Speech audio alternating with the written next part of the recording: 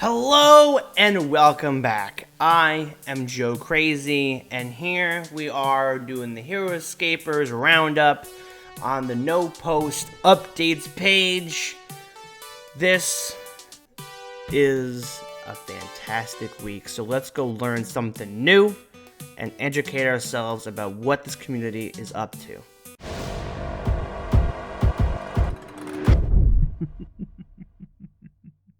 So this was the Bear Week. We got the Ordos. We were introduced to the Ordos. Back to Caps says, pulling out some more Discord quotes this morning. These are from September 10th. Chris says, when I tell you a pre-painted miniature is something like 12 to 1, in terms of manufacturing pricing, it's not even an exaggeration. It's all about the labor charge. The cost of labor goes up every time I wake up for work in the morning. Eating a mixing bowl of cereal while watching labor fees rise like Apple stock on a ticker tap. I don't know what a ticker tap is. He might be going over my head here with some details of things. What he's talking about is the paint jobs. If they had to get it painted, it would be... The amount would not be feasible at all at this point. Being able to have this stuff being painted ages ago kind of made sense, and they were able to do that. But because of how things are done these days, and I'm not an expert, I'm not trying to claim to be an expert on this stuff, but you know, everything changes. Things change. Nothing can just be the same anymore. Everything needs to evolve and change and be different so that, you know, things can move on. It stinks. We're getting older. We got to grow up somehow, and things are going to be more costly. It's just how the world turns, and that stinks. I get that. I feel that. My bank account is terrifying to look at some days. So it is truly, truly understandable when it comes to the decisions that Avalon Hill is making for HeroScape. So we have to get past this. We don't have much time left. So if you like the project, if you want to see HeroScape come back in any form, then you got to back it. This is the hurdle we have to get through. So let's not forget about, you know, what the game at its core is. It's the terrain, it's the armies, it's the cards, and it's the fun that we have with our friends and family. So let's just keep that in mind. Originally posted by Incarmine, in response to someone posting images of the general logos together, just be forewarned, all of those are still getting tweaked, so don't get too comfortable. Okay. Cool, good to know. Nothing is final until we get the cards in our hands, right? Other points of discussion. Skywell asks, Skywell, oh boy, here we go. Any hints on the race of these bad boys? So the Ordos isn't the race, it's their Ursins. This is referring to the bears. Okay, Ursin, interesting. So what is Ordo? Ordo is the faction? Interesting. How big are the Skywell? Skywell's got mad questions coming up. How big are these guys? And then Chris gives us an awesome picture. How about twice the height of a Vorid? Wow. I mean, we finally got to see these guys in action recently in a gameplay video, but we have not seen Harrigan yet, so that is a really cool comparison, so thank you, Chris. That was well needed. Blast Shark! Blast Shark, nice. Something else about the whimsical versus dark tone is that we've mainly been seeing the concept art, which has historically been much more brutal looking than the comic book like figures. The way you decide to paint or not paint is going to have a large influence on the tone of your material figures. That's a great point. Blast Shark is wonderful painter, and if you haven't checked out their work, go check them out. A description for Blast Shark will be in the description below. Their battle videos are fantastic. I would go check them out. So they have a lot of really awesome painted figures in those videos as well. So if you're interested, that's there. So Dadscaper responds with, this is absolutely true. The sculpt's more scapey to me than the concept art, though I have certainly loved all of it. Yeah, it makes a lot of sense. I mean, I pointed out in my last video that the character Oberon has these nice metal sharp claws in the concept art, but when you look at his model, those claws, those tips are just cut straight off, and they just look like a normal like hand. It's very squared off at the end. So things are gonna change like that, and that's fine, because that's, you don't want the plastic and you don't want these models, and when you put them in Tupperware or put them storage in something else, you don't want the tips to like bend over time or get cut off anyway. So we're just gonna slice them off from the get-go, make it easier, so the wear and tear on these figures will last a lot longer. So it's really, really cool to see this. Also, yes, the false claws are specifically polar bears, in case that wasn't obvious. It wasn't obvious for me, even though frost claws, polar bears, but then again, I'm like, could you make them grizzly bears? Could you make them Kodiak bears or Berenstain bears? Like, however I mean, you sure can, but at least we have gotten a confirmation of polar bears, which is cool. All right, cool. Chris is responding about the penguin that we saw a week or two ago. The penguin is definitely ranged focused. Clearly, machine guns, rocket launchers, that's pretty obvious. Myth coming in with, who designed the penguin with the machine gun? Chris goes, Bill Rawley, Hasbro's lead designer on Ghostbusters. He couldn't help himself and started sketching out penguins with machine guns when he heard the myth. So that is really, really cool. If you haven't heard the myth is that there is a podcast out there where Craig Van Ness himself was joking around with someone else, and they were talking about penguins with machine guns coming to HeroScape, and this was epochs ago. It was epochs ago. So I think as soon as that conversation was coming up again, while Craig was in the house of Hasbro, you know, obviously Bill had felt the need to scratch on paper and get that awesome design going. So, Bill, we thank you, Bill. That was awesome. We love that art. We want to see that art. We want to see that figure come to life, truly. All right. Oh, this is a lot here.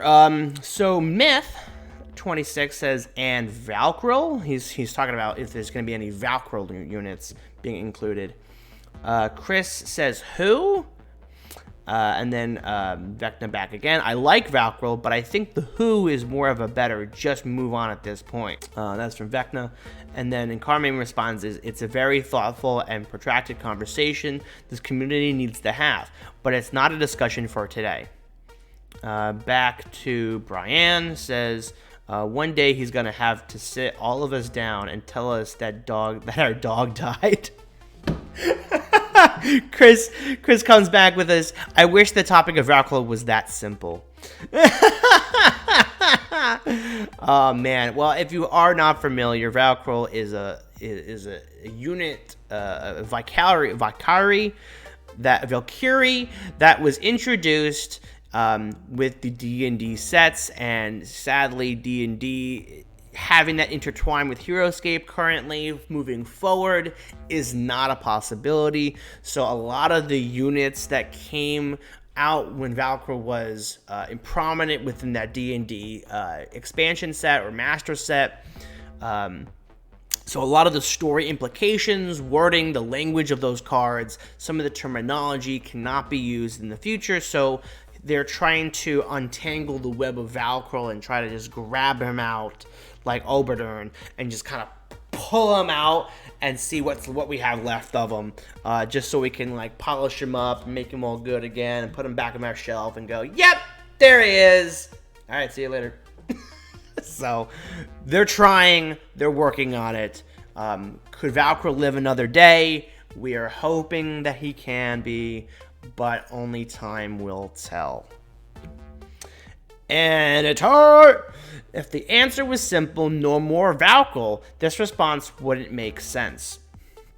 Chris says, the best solution right now is to ice the topic until we can get a little further down the field with the relaunch. He just holds a ton of complicated baggage with him, asymmetrical lore, licensed units. Like I was saying. In other words, no Varkle in the initial release, neither in lore nor in gameplay, but the possibility still exists in the long term. Would have been so much easier to just say that from the start. This is the first time he's so much as acknowledged Valkyro's possible existence. It's true. It's true. Forgot to mention this in my last video, but from the Feat Week video, we had originally got to take a look at the new character of the Morrow, First Officer Bach Berna. We got a name for him too, which is so awesome. And yeah, he's got his pants. Look at him. Look at him. He's got his pants. I love it. I love his stitched pants. It's so great. Cool. But yeah, not a reveal for the day, but it was really cool to see that whose favorite? Patrick's personal favorites. So Patrick, he is one of my favorites too. So let's keep the Morrow going. Leave it. How are the Morrow escaping their hive mind? Chris says, it's a long story, buried deep in the reveals, to be told another day. So we will have to wait. And that's fine. I'm patient. I've been patient. Can you be patient? You let me know if you can be patient for the lore and story to start to seep out of our computer screens and soaked it into our spongy eyes and brains of the hive mind. Oh, and here's the other thing too. We also gotta take a look at EJ1M. Patrick says, do I love the Dawn Raiders? Yes, I do. I think they are awesome. And so this was on the HasLab page. Well, now it's on the HasLab page for the campaign, but this was teased to us very first, exclusively on the Discord page. But seeing EJ1M is incredibly awesome. Still no card yet, though. But I'm sure we'll get more Dawn Raiders soon. It says here, I just noticed for the first time that the designer notes are in 3 digits. I am now wondering if they will continue past the panel on Saturday, or perhaps they will just pick them up again when they start teasing the future seasons of releases. What do I mean? 3 digits. They are in 3 digits. Oh, because day 050. That makes sense. Yes. True. Could have, but is that really like a big tease? Because if we knew that the game was coming back, there's not going to be just 71, or I should say 50 army cards, right? And then be done with it. I mean, 50 army cards is like almost half of our collections now anyway. That's a dump load of cards. So could there be 990 cards at total by the end of my lifetime? Maybe, and we hope so. Crossing fingers. Dadscaper, one of my early designs for the Dawn Raiders, led to them playing most effectively and easily in a pod. I was not satisfied at all with that experience for them, so changes were made. Ooh, interesting. If you're not familiar with what pod is when you're playing in HeroScape. I think a good example is the Grutt Army, the Orcs. A lot of their abilities are adjacency. So, for example, if Grimnak is coming in, all of the Grutts need to be adjacent to him to get their buffs. So you have to walk them together in small pods across the map in order for them to be super effective. So that was his main design for the Dawn Raiders. But the Dawn Raiders being so backhanded and being back against the wall and fighting, doesn't really make any sense for pirates. Pirates don't fight like that. Pirates are wild and they then again, based on the logic of Johnny Depp's pirate film, Pirates of the Caribbean films, I've never seen them fight like that. So they kind of like swing around and they're action heroes and they move around and they shoot things and they do weird stuff. So I feel like that the Dawn Raiders being pod-like, gameplay mechanics, moving along in pods, doesn't really make sense too. So I agree with that. So we'll tune in and see how they truly going to work. Another thing that was teased to us that week, was an image of some terrain.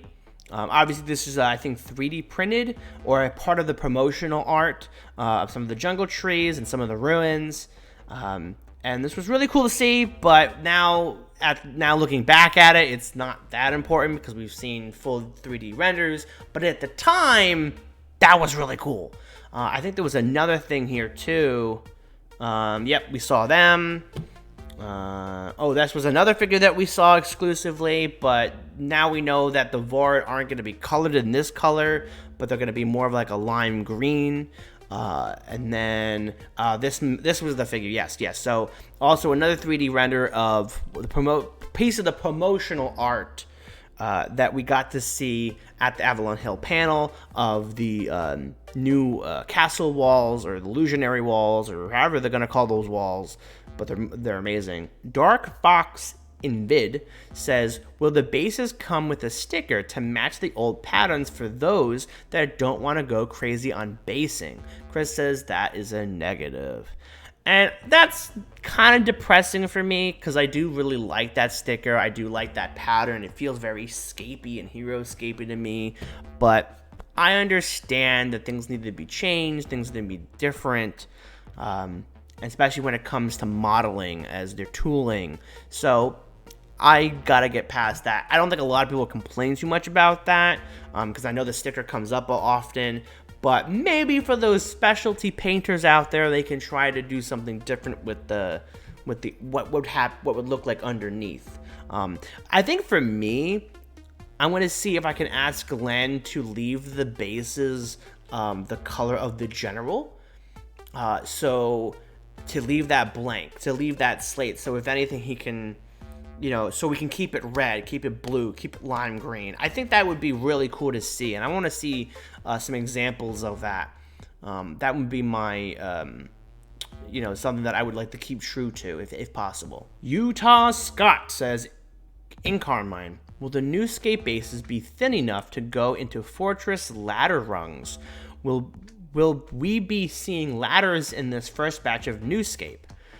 Chris says, we are working through ladder compatibility on the new bases, which from a technical standpoint is sort of insane.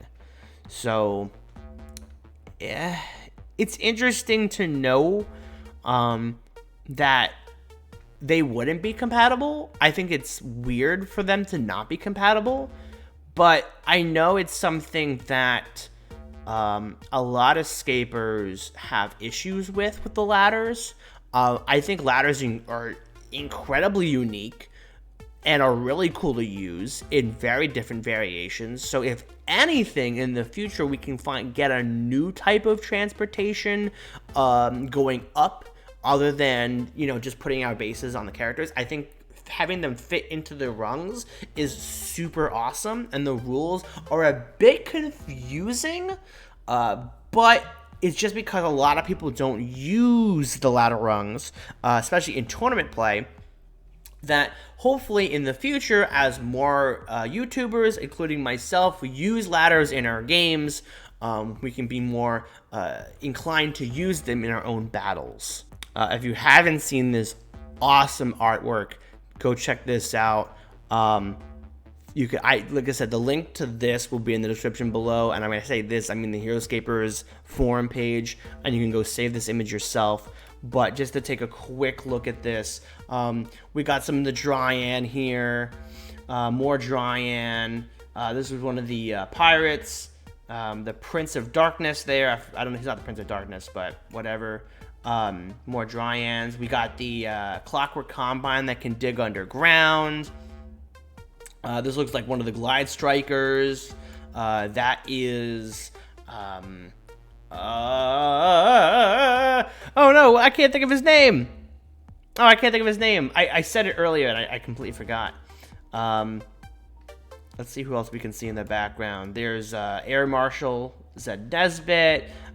We got the other guy in the turret.